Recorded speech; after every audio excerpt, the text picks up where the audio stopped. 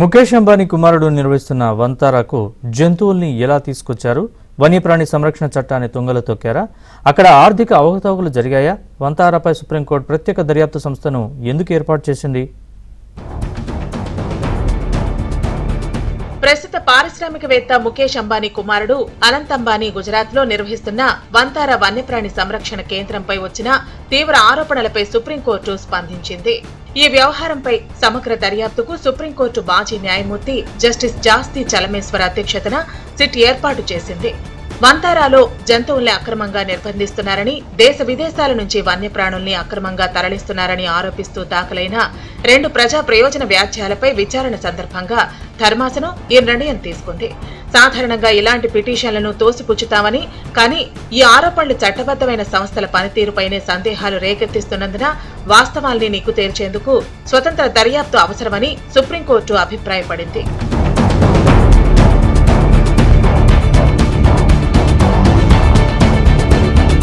Justice Chelameswar నేతృత్వంలోని సిట్లో ఉత్తరాఖండ్, తెలంగాణ హైకోర్టుల మాజీ ప్రధాన న్యాయమూర్తి జస్టిస్ రాఘవేంద్ర చౌహాన్, ముంబై మాజీ police commissioner Hemant Nagrale, senior IRS అధికారి అనీష్ గుప్తా సభ్యులుగా ఉంటారు.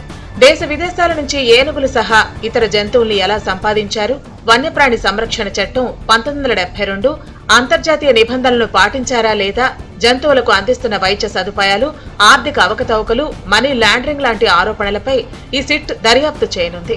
ఈ విచారణ కేవలం వాస్తవాల్ని నిగ్గు తేల్చేందుకు మాత్రమేనని, దీనివల్ల వంతారా సంస్థపై గాని, ఇతర ప్రభుత్వ సంస్థల పనితీరుపై గాని ఎలాంటి అనుమానాలు వ్యక్తం చేస్తున్నట్లు కాదని సుప్రీంకోర్టు స్పష్టం చేసింది.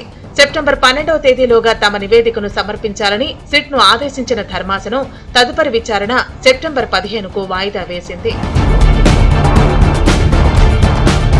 మహారాష్ట్రలోని కొల్హాపూర్కు చెందిన మాధురి అనే ఏనుగును వంతారాకు తరలించడంపై స్థానికులు పెద్ద ఎత్తున ఆందోళన చేసిన కొన్ని రోజులకే సుప్రీంకోర్టులో పిటిషన్లు దాఖలయ్యాయి. ఆలయాలు, ప్రైవేట్ వ్యక్తుల వద్ద ఉన్న ఏనుగులు, ఇతర అంతరించిపోతున్న జీవుల్ని అక్రమంగా వంతారాకు తరలిస్తున్నారని పిటిషనర్లు ఆరోపించారు.